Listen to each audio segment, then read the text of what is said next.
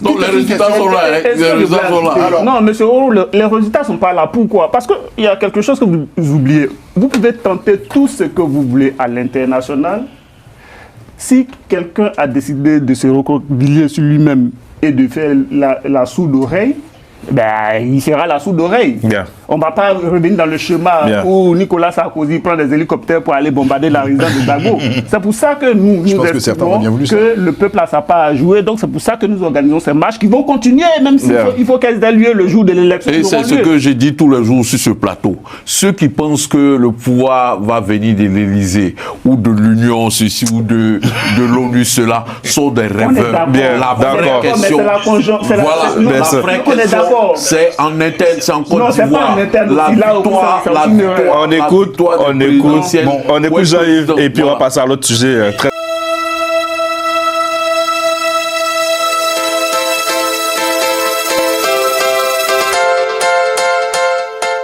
En Côte d'Ivoire, le climat politique se tend en pleine période de campagne électorale. Le Front commun maintient la pression sur le président Alassane Ouattara, annonçant une série de marches contre ce qu'il qualifie d'exclusion politique et de dérive autoritaire. Malgré les appels à la retenue, le mouvement affirme vouloir faire entendre la voix du peuple face à la dictature et réclame des réformes pour un processus électoral plus inclusif. Nos débatteurs prennent la parole. Cher Oguina, à quoi faut-il s'attendre demain? Il faut s'attendre à une marche telle que prévue par la Constitution ivoirienne, qui est l'expression démocratique la plus aboutie des mécontentements. Donc nous allons marcher. Nous allons marcher demain.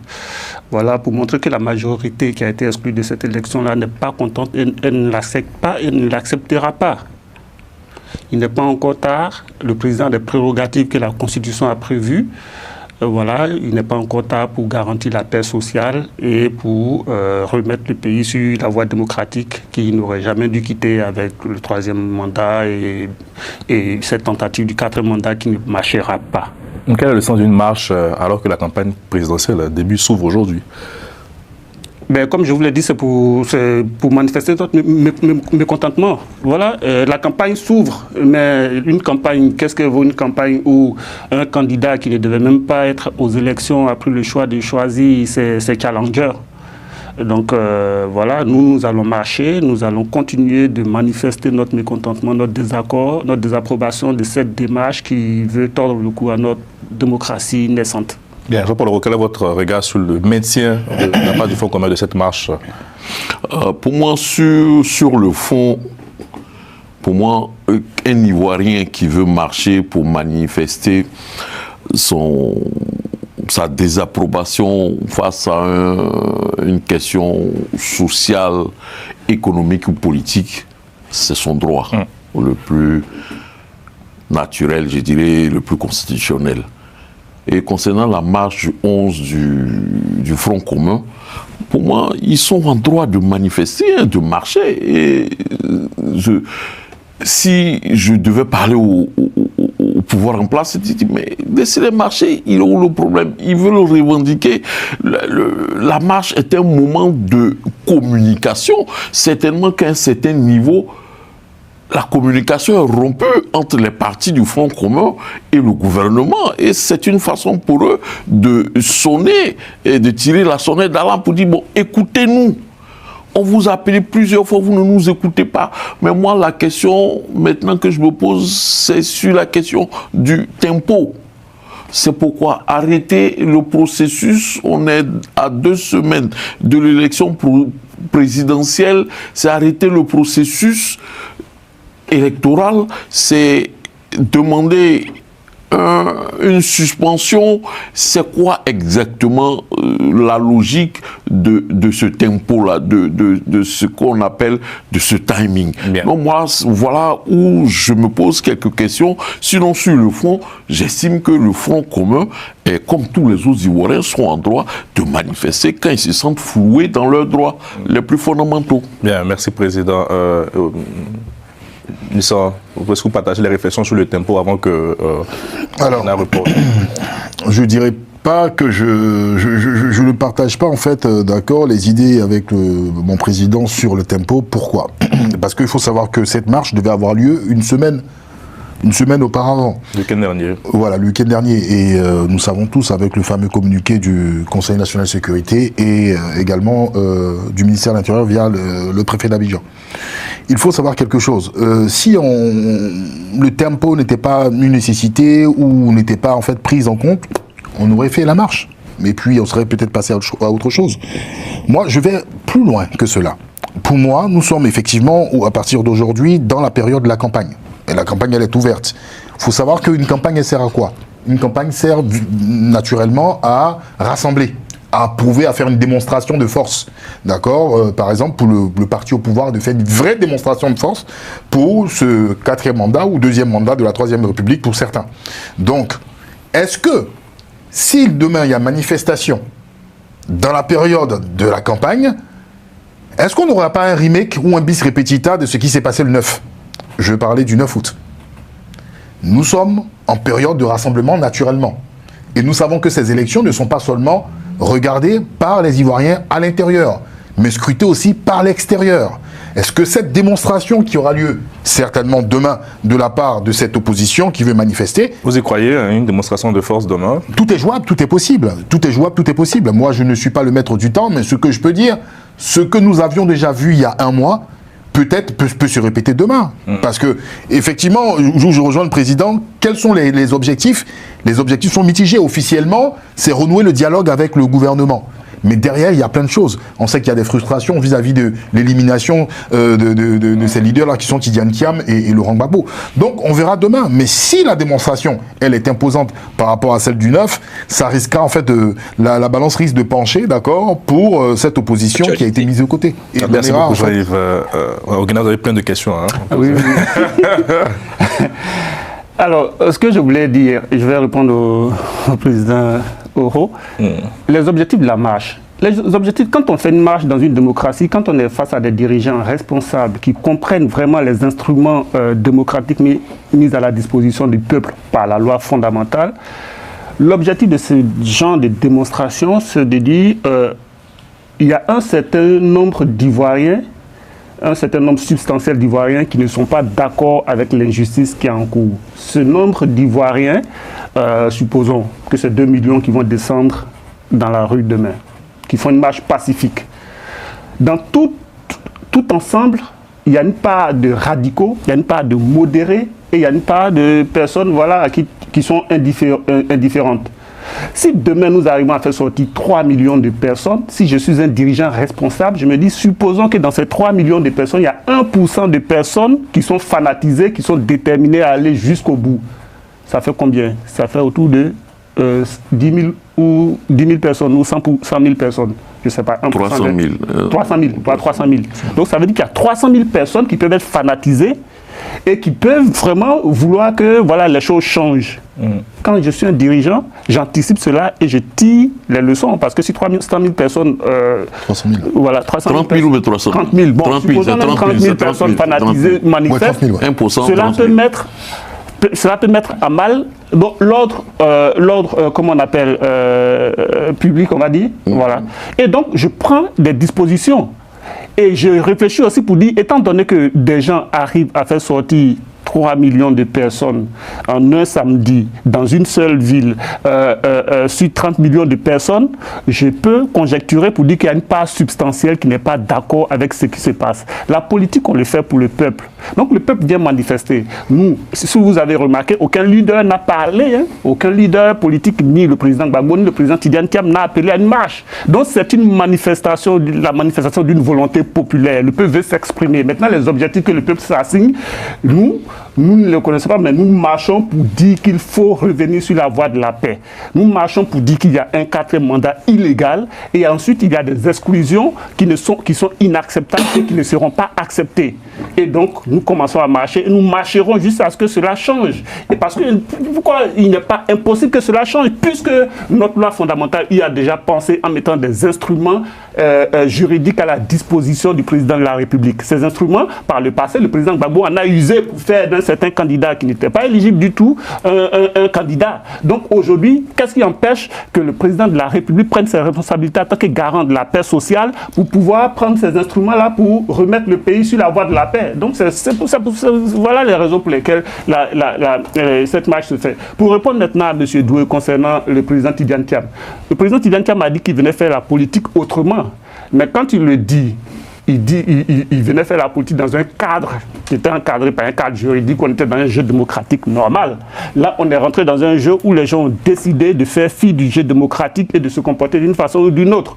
Et donc, le président Tidjane Thiam, il s'adapte à la donne, il n'a pas changé de politique, mais c'est les instruments qu'il est en train d'utiliser sont des instruments aussi qui sont prévus par nos lois. Jusque-là, il n'a pas appelé à une insurrection ou à une quelconque rébellion. Donc, effectivement, il est toujours en train de faire la politique autrement. Et donc, quand il disait autrement, c'est pour dire que avant les arguments ethniques du genre « je suis musulman du Nord, c'est pour ça qu'on m'exclut », lui, il ne veut pas jouer sur ce terrain-là. Il a joué sur le terrain de l'IDH qui a déstabilisé le pouvoir et qui l'a obligé à ranger son bilan prétendument inattaquable. Donc c'est ça, faire la politique autrement. Ça ne veut pas dire renoncer à des instruments démocratiques comme la marche. Bien. Oui, rapidement, allez-y. Oui, en fait, vu que là, vous avez dit tout à l'heure qu'on est face à des dirigeants, lorsqu'on est face à des dirigeants responsables, en ce moment-là, c'est-à-dire ces gens-là peuvent se remettre en question. Mais est-ce que vous estimez, parce que la façon dont on voit les choses, je pense que, je ne veux pas préjuger de ce que vous pensez, mais vous estimez que ces dirigeants-là ne sont pas responsables. Et donc, compte tenu de ce fait-là, pensez-vous que ces gens-là vont se remettre en question, donc pourront être, affectés par cette marche, même si on parle de 1 million de personnes, vous pensez qu'ils pourront se remettre en cause, en question, voilà? Le peuple est souverain. S'ils ne veulent pas se remettre en cause, le peuple verra ce qu'il fera de l'entièreté de sa souveraineté face à un pouvoir qui n'écoute pas ses revendications. Donc ça, nous n'en sommes pas responsables. Bien.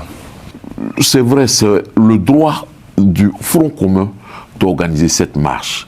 Aujourd'hui, s'il y a une déflagration, qui en tirerait? Parce que chacun estime qu'il pourra en tirer des dividendes. J'imagine que certains seront ici à Paris en train dans certains milieux d'affaires, de finances et autres, dans certains cercles médiatiques. Donc, ce que vous voulez dire concrètement, c'est que l'opposition joue la politique du pire, le Front commun surtout. Je suis en train de dire que est-ce qu'il n'est pas imprudent d'engager une telle marche, un tel événement dans un pays qui a déjà des antécédents de violence politique hors normes? Bien. C'est la question que je me pose. Oui, monsieur. Est-ce que, au nom de cette responsabilité qu'on a, on ne pourrait pas dire il est possible de faire cela dans l'entre-deux élections ou dans l'entre-deux tours? On pourra voir. Pourquoi pas laisser passer ce temps de la campagne électorale, ce temps de l'élection? Et marcher pendant les élections?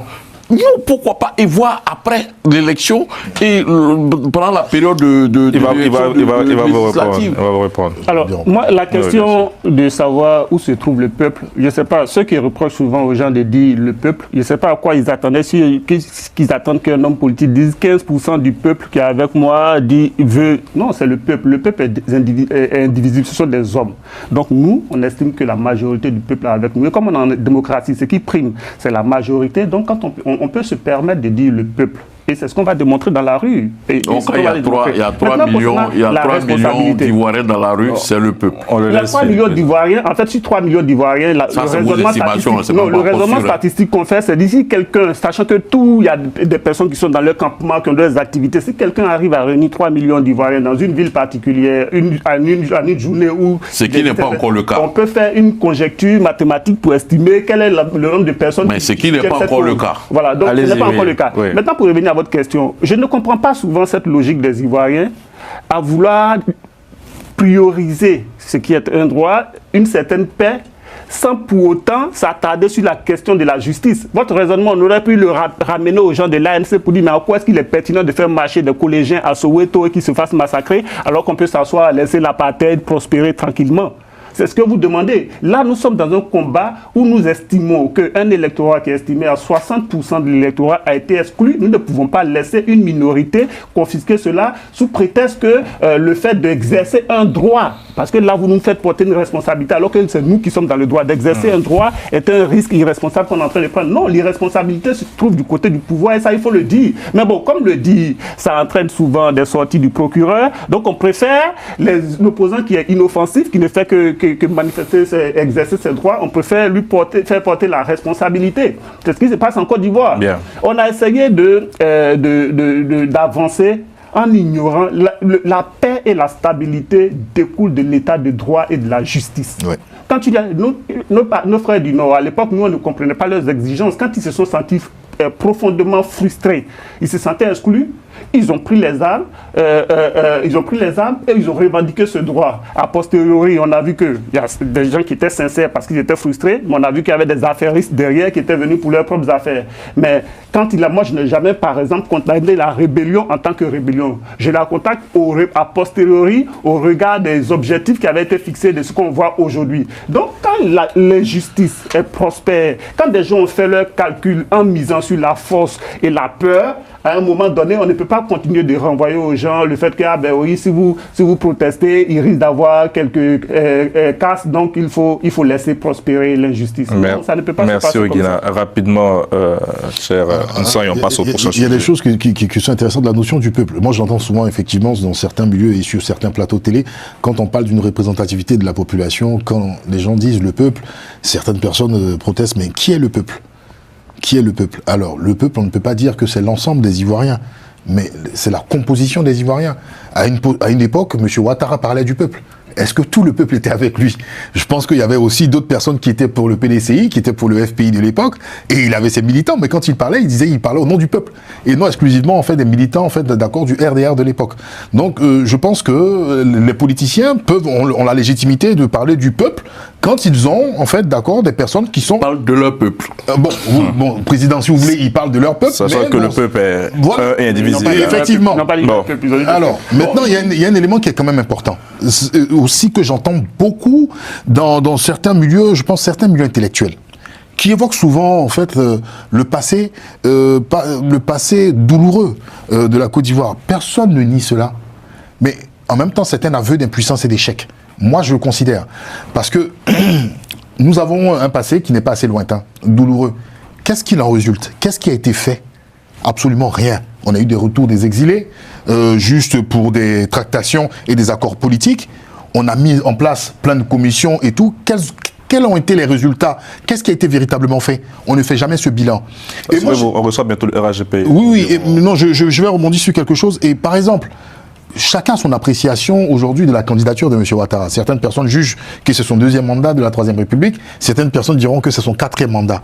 Mais j'ai l'impression que pour Ouattara, l'Ivoirien est prêt à tout accepter, à tout sacrifier. On a l'impression que Ouattara est la pièce. Et j'ai l'impression qu'on lui donne raison parce qu'il dit qu'il est là pour la sécurité.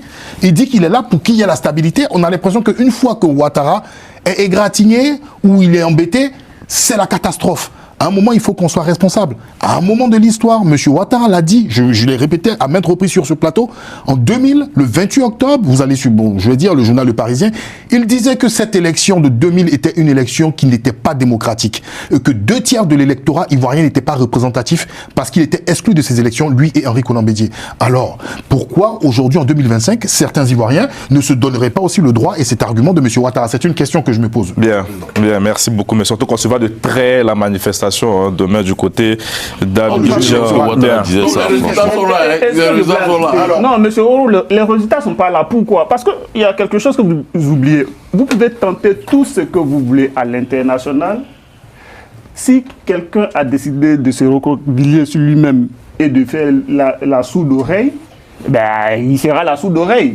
On ne va pas revenir dans le schéma où Nicolas Sarkozy prend des hélicoptères pour aller bombarder la résidence de Gbagbo. C'est pour ça que nous estimons que le peuple a sa part à jouer. Donc c'est pour ça que nous organisons ces marches qui vont continuer, même s'il faut qu'elles aient lieu le jour de l'élection. Et c'est ce que j'ai dit tous les jours sur ce plateau. Ceux qui pensent que le pouvoir va venir de l'Élysée ou de l'Union, ceci ou de l'ONU, cela, sont des rêveurs. La vraie question, d'accord. C'est en interne, c'est en Côte Non, c'est pas d'Ivoire. en interne La aussi, là où victoire, c'est la aussi une- victoire, On la écoute, victoire on des écoute, présidentielles. on écoute Ouais, Jean-Yves, et puis on va voilà. passer à l'autre sujet très intéressant, celui de Blé Goudé. Hein.